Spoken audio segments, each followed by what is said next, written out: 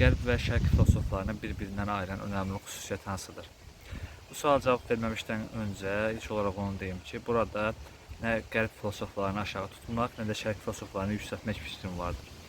Qərb filosoflarını Şərq filosoflarından fərqləndirən əsas xüsusiyyət praktika məsələsidir. Yəni, Şərq filosoflarının əsas prinsipi bu olub ki, filosof və yaxud bir mütəfəkkir heç vaxt öz yaşamadığını, müşahidə etmədiyini deməməlidir. Qərb filosoflarında isə bu önəmli deyil. Sadəcə zehni, rasional səviyyədə gedir hər şey. Məsələn, ola bilərdi ki, bu adam həyatında özünü isbat etmiş olmasın. Məsələn, dediklərindən həyatında yaşadıkları üstə düşməsin. Amma onun önəmli olan dedikləri idi. Amma Şərq filosoflarında isə daha əksinə idi. Bunlar nə deyirdilərsə, o dediklərini həyatlarında, praktikada həyata keçirirdilər, yaşayırdılar. Məsələn, Russo'nun Emil əsəri ilə Nəsrəddin Tusinin Əxlaqi Nasirini müqayisə edək.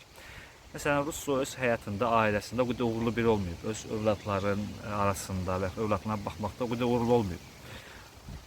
Amma Emil adlı əsər yazıb və bu fəlsəfə tarixində böyük iz qoyubdur. Nəsrəddin Tusi isə Əxlaqi Nasiri adlı kitab yazıb və orada ailəyə toxunubdur. Və bu ikisi arasında böyük fərq vardır həyatlarında. Məsələn, David Hume belə deyirdi ki, mənim dediklərimi bu həyatda tətbiq etsəz, mən yaşaya bilmərəm. Yəni, bu dediklərimin əksini mən bu həyatda yaşayıram.